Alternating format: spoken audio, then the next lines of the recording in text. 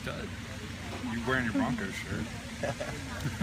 Let's just touch on DJ real Right. quick. One of the defensive leaders, but how can you on the offense? How can you seniors kind of take this situation and turn it into a positive? Really the first thing I'm gonna do as soon as we get in that locker room is reach out to DJ, give him a phone call. Just let him know, take his time. Whatever he needs to get accomplished, he needs to handle his business and we'll handle ours. As a team, adversity hits all the time. Similar to Isaiah Battle, we're excited that it happened before the season starts and not in the middle of the season. But we have a ton of studs. All we do at Clemson is reload. We got 5-star defensive tackles all over the place. So that's a position that, we're going to be okay at. You've had to go against some of these 3 techniques and those guys during camp. Tell me some of the bright spots. People think, oh no, this is, Clemson is screwed now. But tell me some of those guys that you think can step in there. Yeah, I really think, I've said it numerous times, it's going to be just like 2011. We have a bunch of young freshmen and redshirt freshmen that nobody knows about that's, just going to take this league by storm. Albert Huggins, Christian Wilkins, Jabril, all these guys. Rod Byers is doing incredible as senior leader as well. We have tons of people that can step up and play, and now they're going to get a bigger opportunity than they would before. And it's going to be a little trial by fire, but, they're ready.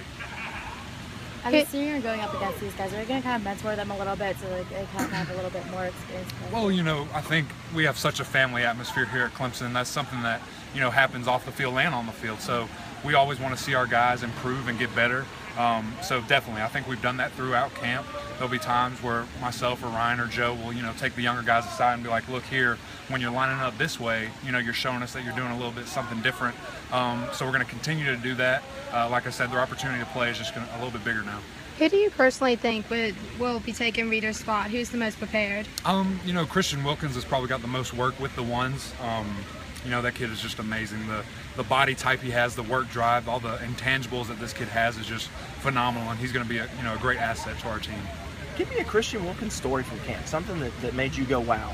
Just the speed and the quickness that he has already. A guy coming from Connecticut, you probably didn't think that he did too much.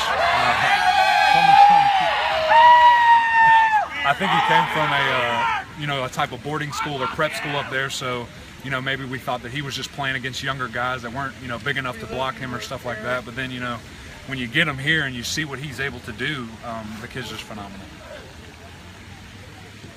Eric, you mentioned the offseason, the attrition that y'all have suffered beyond what you lost to graduation and eligibility. Is that, as you look at the list of names that add up, is it kind of like, wow? Well, we really just preach next man up. We've been doing that for the 5 years I've been here at Clemson. We've, always had something happen, whether it was, Sammy being suspended a couple of games or Martavis being suspended, people getting hurt in bowl games and freshmen having to come up and play.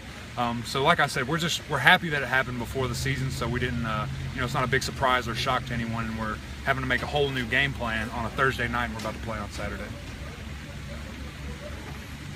Speaking of that, we've had a little extra time. It seems like this should be game week. Yeah, golly. The Beanie Bowl is going to be Friday. Right. Is it time to get this thing going? Yeah, man. I'm so tired of, smacking the crap out of Ben Boulware over and over again. Yeah, we're ready to see different color. It's getting real tiring seeing orange and white out there every day.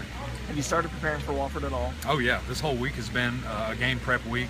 Coach Swinney really wants the next week just to be a polish. We don't want to be adding anything new. I think the game plan's probably been set for a little while now, and we've done very well. It's really smooth out there. It's always a shocker that first game, but we haven't had any kinks, any little mess ups here and there, little hiccups. So it's going to be an exciting performance. Tony and Jeff and people have said they want to pare down the game plan, make it a little more simpler. Do you think we're going to see that? Definitely. I think that. Watch this. Hey, give me one time. Time out.